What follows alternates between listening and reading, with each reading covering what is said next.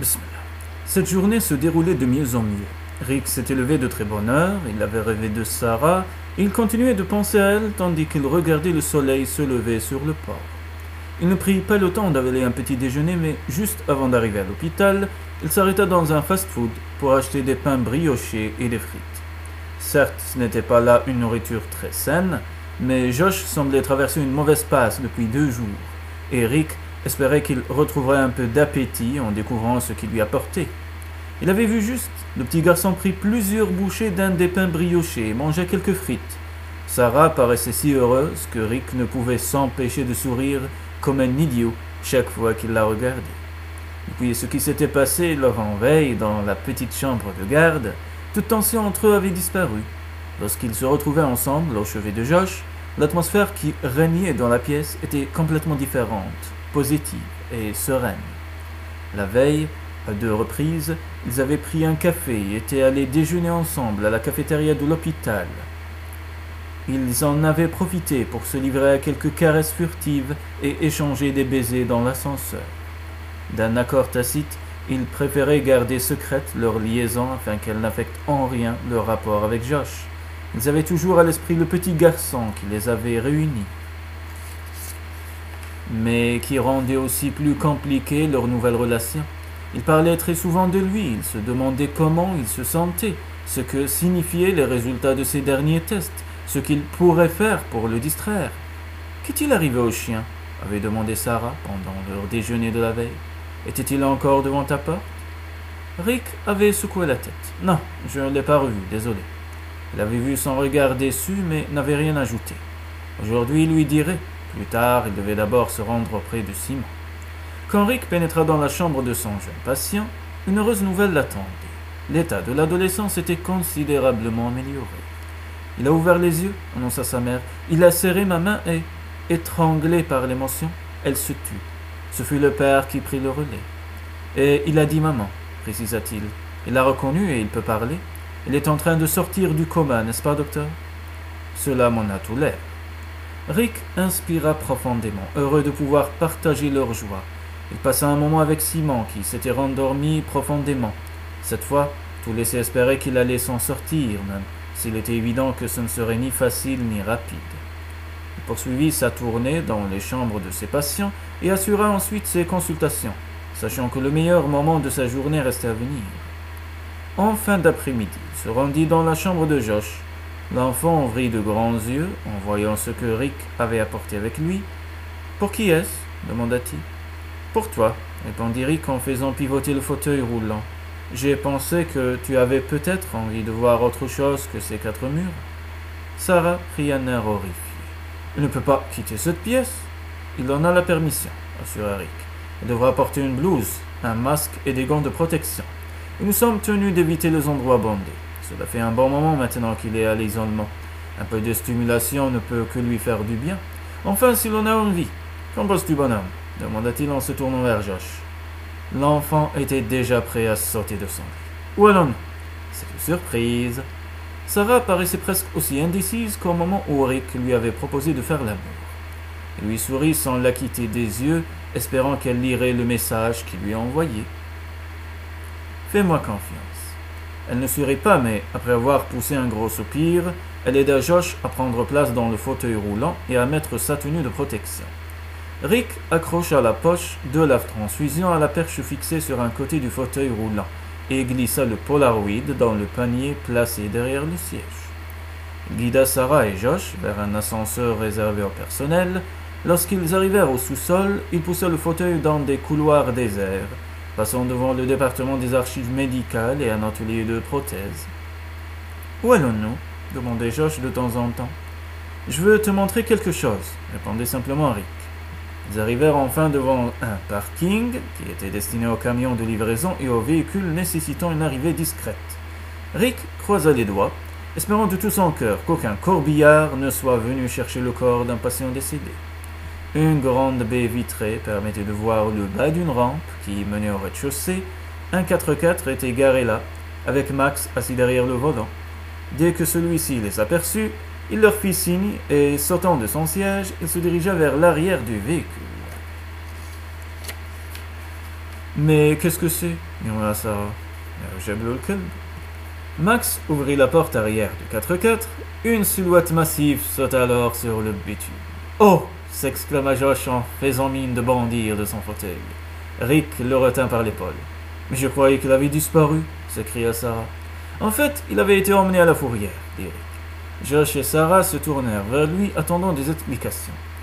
Il était bien connu des autorités municipales. Des gens portaient plainte contre lui depuis des semaines. On l'a capturé une première fois, mais il s'est échappé. Chaton. Personne n'était jamais venu le réclamer. Il ne porte aucun tatouage et à la fourrière, ils ont été ravis de voir quelqu'un prêt à l'adopter. Mais comment pourrez-vous garder ce chien chez vous demanda Sarah l'air inquiète. Ce n'est pas moi qui vais le garder, mais Max et Ellie. Ils sont ravis de s'en occuper pour le moment. Ils le trouvent merveilleux. Si les choses ne se passaient pas comme on l'espère, ils seraient enchantés de le garder définitivement. Josh pourrait aller le voir aussi souvent qu'il le souhaiterait. Non, protesta Josh. Il s'était de nouveau tourné vers la baie vitrée. Max se trouvait maintenant juste de l'autre côté de la vitre. Le chien était assis, le regard braqué sur l'enfant, les oreilles aplaties et la queue frétillante. « C'est mon chien !» conclut l'enfant. Rick et Sarah échangèrent un bref regard. Si Josh se sentait heureux, cela pouvait aider à sa guérison. Et si le pire devait se produire et que le petit garçon ne parvenait pas à guérir, le chien ne serait pas abandonné. Il y avait une famille prête à l'accueillir. Comme Sarah esquissait un sourire tremblotant, Rick dut détourner les yeux. Il s'accroupit à côté du fauteuil roulant, focalisant toute son attention sur Josh afin de laisser à Sarah le temps de se ressaisir. « Il n'a pas encore de nom, dit-il. Max et moi, nous avons pensé que tu devrais lui en choisir un. Est-ce que je peux aller le caresser demanda l'enfant plein d'espoir. Pas aujourd'hui, bonhomme, désolé. Il sortit le Polaroid et prit une photo de Josh et du chien qui se contemplaient à travers la vitre, comme fascinés l'un par l'autre. Il pourra revenir te voir quand tu auras quelques bonnes cellules sanguines prêtes à se battre contre les virus. Je vais mieux, déclara Josh. Il n'y en a plus pour longtemps, pas vrai? Non, répondit Sarah d'une voix étranglée. Elle s'éclaircit la gorge. Elle me paraît beaucoup plus propre que la dernière fois où nous l'avons vu. Il a pris un bain, expliqua Rick. On l'a vermifugé et débarrassé de ses puces. C'est un chien tout neuf. En tout cas, il a l'air heureux. C'est comme cela que je vais l'appeler, dit Josh. Comment? Heureux? Non, Harry, comme Harry Potter. Bonne idée, approuva Rick en souriant. Une camionnette de blanchisserie apparut en haut de la rampe. Max retourna à son 4x4 et fit signe à Harry de grimper à l'arrière du véhicule. Le chien obéit immédiatement. Il est vraiment très intelligent, n'est-ce pas? Dit Josh d'un ton ravi. C'est sûr, confirma Sarah, mais il est temps maintenant qu'il rentre chez lui. Et toi, tu dois retrouver ton lit. On va bientôt t'apporter ton dîner. Mais quand Josh eut regagné sa chambre, il était encore bien trop excité pour avoir envie de manger. Il ne cessait de contempler la photo le représentant avec le chien et arborait un grand sourire. Sarah regardait d'un air navré le plateau auquel il avait à peine touché. « J'ai une idée, annonça soudain Rick. Je vais rester auprès de Josh et je lui lirai une histoire. Ou bien nous parlerons de chiens ou d'autres choses. Je demanderai qu'on lui réchauffe son dîner. Pourquoi n'en profiteriez-vous pas, Sarah, pour vous occuper de vous pendant 1 heure ou 2 ? Quoi ? Cela fait un bon moment que vous n'avez pas quitté cet hôpital. Vous pourriez peut-être aller faire un peu de shopping. Je passerai volontiers chez moi pour prendre un bain et changer de vêtements. Ah, charmante perspective. Sarah rougit. Tous deux avaient eu la même pensée. Quel plaisir ce serait de prendre un bain ensemble. Ce n'était que partie remise. Eh bien, dit Sarah, si Josh est d'accord, pas de problème, coupa l'enfant, les yeux toujours rivés sur la photo. À tout à l'heure. Ah, tu peux m'apporter une nouvelle pile pour ma console? Bien sûr. Une fois Sarah partie, Rick s'assit près de Josh pour lui parler de chiens et d'autres sujets qui l'intéressaient. Il se sentait heureux, plus qu'heureux. La journée s'était avérée encore meilleure qu'il ne l'avait prévu. Être un papa à temps partiel lui plaisait plutôt finalement. Josh était un enfant génial et il était si facile de le rendre heureux, lui aussi. Tout comme Sarah, songea-t-il en souriant. En réalité, elle avait beaucoup de chance. Bien des hommes voudraient être à sa place. Comme Josh lui réclamait une histoire, il s'exécuta. Mais dès les premières pages, le petit garçon, épuisé par une journée riche en émotions, sombra dans un sommeil profond. Rick ne bougea pas de son fauteuil, trop ravi de savourer ces instants précieux. Bientôt, il pourrait de nouveau se trouver seul avec Sarah.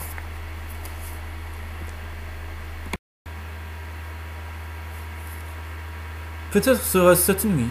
Il essaierait de savoir s'il y avait une chambre de garde disponible. Ce serait sans doute plus compliqué lorsque Josh sortirait de l'hôpital, mais il trouverait une solution. Pour l'instant, il était décidé à profiter au maximum de toutes les occasions qui lui seraient données. L'appartement sentait le refermer. Sarah ouvrit grand les fenêtres et mit en route la machine à laver, après quoi elle tira le courrier, composé principalement de factures, et se fit couler un bain. Elle versa des sels dans la baignoire et commença à se déshabiller. Ce simple geste suffit à raviver le souvenir de ce qui s'était passé dans la chambre de garde, l'autre soir, lorsque Rick l'avait dévêtue. Tandis qu'elle s'immergeait dans l'eau parfumée de son bain, elle s'abandonna aux sensations délicieuses qui l'envahissaient. Elle se sentait si bien, comme au paradis. Jamais elle ne s'était sentie si bien. Josh allait mieux, il était permis d'espérer, et il y avait Rick. L'avenir s'annonçait plein de promesses. Partageait-il ses sentiments? Était-il amoureux d'elle? Si c'était le cas, s'il finissait par former un jour une vraie famille, avec un Josh en pleine santé qui aurait peut-être des petits frères et des petites sœurs, tout le monde vivrait dans une grande maison qui serait dotée d'un jardin pour permettre à Harry de s'ébattre.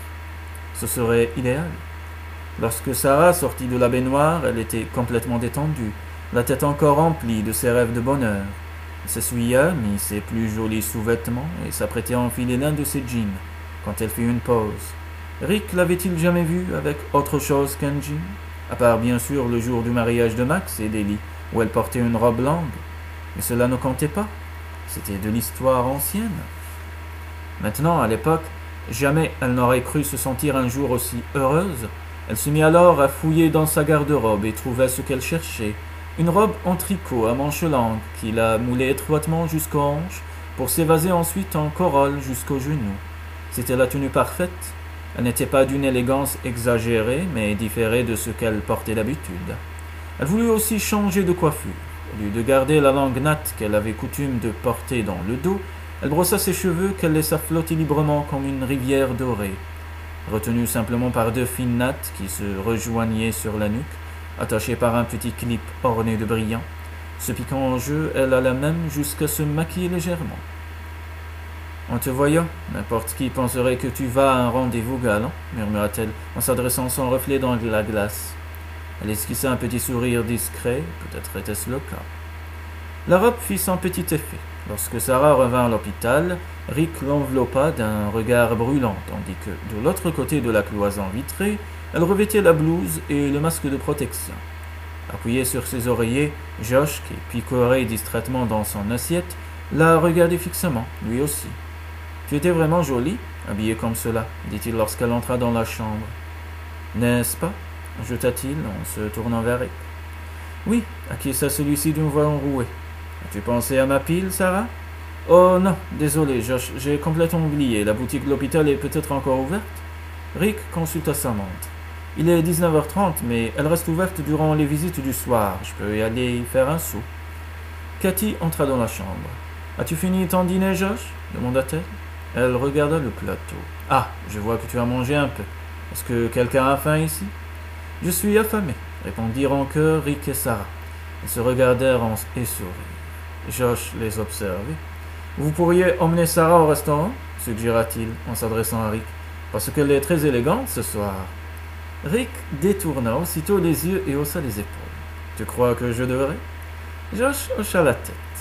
Mais je me suis déjà absenté un long moment, dit Sarah. Tu ne veux pas que je reste près de toi? Quand tu es parti, je dormais, alors je n'ai rien remarqué. Il sourit à l'infirmière. Vous pourriez me tenir compagnie, pas vrai, Cathy? Bien sûr, répondit-elle en lui rendant son sourire. Allez, disparaissez, vous deux. Allez dîner et laissez-moi passer un moment avec mon amoureux ici présent. D'accord, acquiesça Rick. Nous en profiterons pour essayer de te trouver une pile, Josh. À tout à l'heure. Alors, mon bonhomme, dit Sarah, avec un léger tremblement dans la voix. Enfin, si tu es encore éveillé. Josh était réveillé lorsqu'ils revinrent enfin dans sa chambre. Cathy les gratifia d'un sourire entendu avant de s'éclipser. Mais Josh paraissait trop somnolent pour remarquer quoi que ce soit qui aurait pu le trahir. Comme la robe légèrement froissée de Sarah, par exemple, ou ses yeux trop brillants, ou ses cheveux décoiffés. Rick avait conscience d'avoir lui aussi une tenue quelque peu négligée, Peut-être que la prochaine fois, ils pourraient faire l'effort d'accrocher leurs vêtements au lieu de les laisser en tas sur le parquet de la chambre de garde, dont leur hâte à se jeter sur le lit. Mais cela en avait valu la peine, cependant. Leur étreinte avait été encore meilleure que la première fois. Ils avaient pris tout leur temps, savourant la lenteur et la douceur de leurs gestes. C'était si bon qu'ils en avaient oublié leur faim de loup et s'étaient contentés en guise de dîner d'avaler des sandwichs achetés dans un distributeur automatique. Josh, les yeux mi-clos, leur sourit. « Salut, papa. » C'était la première fois qu'il l'appelait ainsi. Bizarrement, Rick sentit son cœur se serrer. Pourquoi? Il n'aurait su le dire. Et il n'avait pas envie de le savoir. « Salut, bonhomme. » Ce fut au tour de Sarah. « Est-ce que je peux t'appeler maman ?» demanda. Aïe, aïe, aïe. Aïe, aïe, aïe, الطفل على باله واش راه يدير الباندي demanda Josh. Le sourire de Sarah était poignant. Bien sûr, mon chéri, si tu en as envie. Oui, j'en ai envie, dit l'enfant en fermant les yeux. J'ai envie d'avoir une maman et un papa parce que c'est génial. Et quand je sortirai de l'hôpital, on pourra vivre tous ensemble. Rick sentit son sang se figer. Il était soudain gelé jusqu'aux os. Il ne pouvait même plus penser. Il y eut un lourd silence, puis Josh ouvrit de nouveau les yeux. Avec Harry, conclut-il d'un ton ferme. Atfal décida. C'est bon. Quelques secondes plus tard, il dormait à point fermé. Sarah arrangea ses oreillers et ses couvertures. Elle semblait ne savoir que dire. Rick, la bouche sèche, était incapable de réfléchir à quoi que ce soit. Je te verrai demain, bien sûr. Sarah leva les yeux vers lui et Rick devina qu'elle lui souriait. Mais il détourna si rapidement le regard qu'il n'aurait pu l'affirmer. Il savait qu'il aurait dû parler, s'assurer que Sarah et lui étaient sur la même longueur d'onde, qu'elle était disposée comme lui à expliquer à Josh pourquoi son rêve de vivre en famille ne se réaliserait pas. Ils en riraient ensemble peut-être et tout rentrerait dans l'ordre.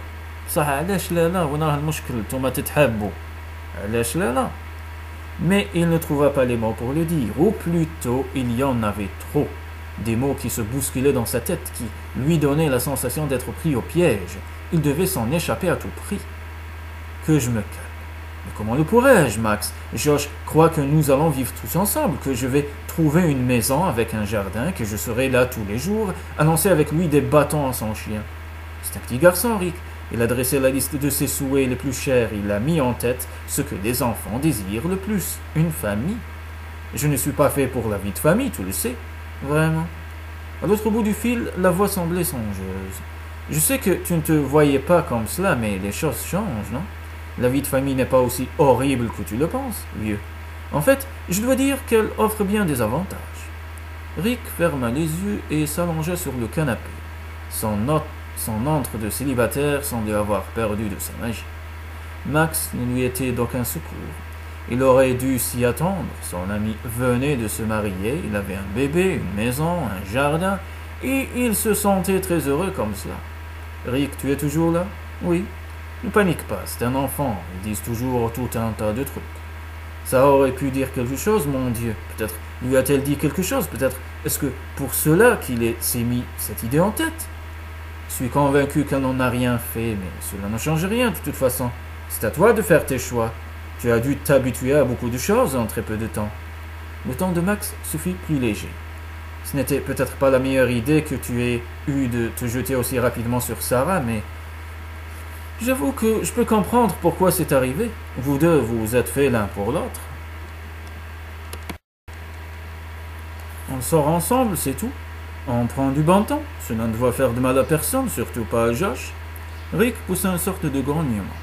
Je voulus donner un coup de main, c'est tout. J'étais heureux de donner ma moelle. J'apprécie même de jouer les pères à temps partiel. Mais si j'avais su où cela me conduirait, j'aurais gardé mes distances. Il y eut un silence. Tu crois? Demanda Max d'un ton tranquille. Interdit par cette question, Rick ne dit rien. Au fond, il ne savait plus trop où il en était. Sa vie était devenue un tel chaos.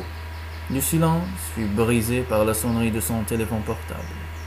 « Je dois y aller, vieux, dit-il à Max. J'ai envoyé un texto à Jet pour lui demander de m'appeler lorsqu'il aurait un moment de libre, et c'est probablement lui. Pas de souci, on reprendra cette conversation plus tard, mais tiens bon, d'accord? Tout va s'arranger, tu verras. Oui, sûrement. Il raccrocha son téléphone fixe et prit son portable. Jet, salut. Salut vieux, je n'ai que 2 minutes à t'accorder. On va décoller d'un instant à l'autre. Que se passe-t-il? Rick haussa les sourcils. Par où commencer? Tout cela était trop compliqué à expliquer. Et toi, où vas-tu? Tu n'as donc pas entendu la nouvelle? Il y a une île au bord de l'explosion. Sur quelle planète vivais-tu ces dernières heures? Une planète qu'il aurait volontiers quittée. Raconte. Il y a eu un tremblement de terre sur une île au nord de la Nouvelle-Zélande. Il a fait de gros dégâts et des blessés dans une équipe qui travaille pour le département de la protection de l'environnement. Il faut les évacuer de toute urgence parce qu'il s'avère que cette île est un volcan en activité. Le tremblement de terre serait le signe précurseur d'une éruption volcanique. Jet parlait très vite. De toute évidence, cette mission l'excitait. Ce n'était pas le moment de lui confier des problèmes de Rick. Il lui paraîtrait insignifiant et de toute façon il savait déjà ce que lui dirait son ami. Laisse tomber, vieux, ce ne sont pas les femmes qui manquent, il n'y a que l'embarras du choix. Rick se passa une main sur le front. Peut-être n'avait-il pas envie d'entendre ce genre de commentaires. Des femmes comme ça, il n'en avait encore jamais rencontré. Ni des enfants comme Josh. À quoi bon demander conseil à Jet? Il ne l'aiderait pas plus que Max. Ses amis étaient à l'opposé l'un de l'autre. Il ne pouvait attendre de leur part que des conseils contradictoires. Et il avait déjà les idées assez confuses sans les embrouiller encore davantage. Bonne chance, dit-il. Amuse-toi bien. J'en ai la ferme intention. À bientôt. Jet raccrocha le premier. Rick s'allongea sur le canapé et ferma les yeux. Le silence qui tomba dans la pièce lui parut aussi lourd que son cœur. Bonheur et malheur.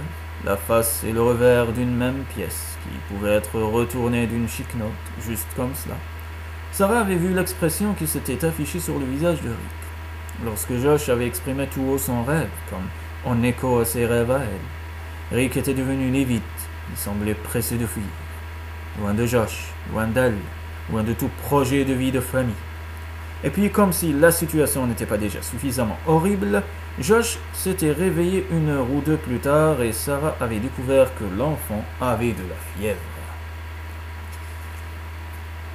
Quelques heures plus tard, il toussait. Ses taux de saturation en oxygène commençaient à chuter et sa respiration devenait bruyante. Au matin, il apparut évident que Josh avait attrapé une infection. Son médecin, Mike, était auprès de lui, ainsi que son interne. Un technicien était venu faire des radios avec un appareil portable. On attendait d'un instant à l'autre les résultats des analyses de sang et de divers autres examens. Cathy était partie aux nouvelles. Bouleversée, Sarah ne quittait plus la porte de la chambre déçue. Beaucoup de monde entrait et sortait, mais une personne ne s'était toujours pas montrée, Rick. Avait-il repris sa technique de l'évitement? Maintenant alors qu'elle avait tellement besoin de lui? Josh aussi avait besoin de lui, même s'il était sans doute trop mal en point pour se rendre compte de l'absence de son père. Équipé de son stéthoscope, Mike auscultait la poitrine du petit garçon. « Nous allons devoir l'intuber et le ventiler, dit-il en se redressant. Je suis désolé, Sarah. Elle ne put dire un mot, tant sa gorge était nouée. Pouvez-vous aller chercher Cathy? Continua-t-il. Nous allons avoir besoin d'aide. C'était bon d'avoir quelque chose à faire. Elle se sentait tellement impuissante. Se dirigea vers le bureau des infirmières, où Cathy était sans doute encore au téléphone, occupée à parler avec le personnel du laboratoire. Cathy parlait en effet, mais pas au téléphone. Rick se trouvait de l'autre côté du comptoir et tous deux souriaient.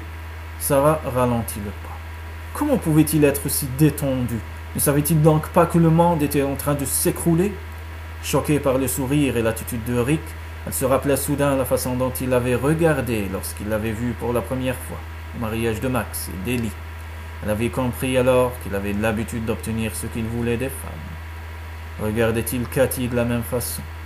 À présent, elle était tout près du comptoir. Cathy et Rick levèrent les yeux vers elle et aussitôt, leurs visages changèrent d'expression. Ils semblaient tous les deux soucieux, peut-être même coupables. « Oh Seigneur! On a besoin de vous, Cathy, dit Sarah. Mike veut. » Elle n'eut pas le temps d'achever sa phrase.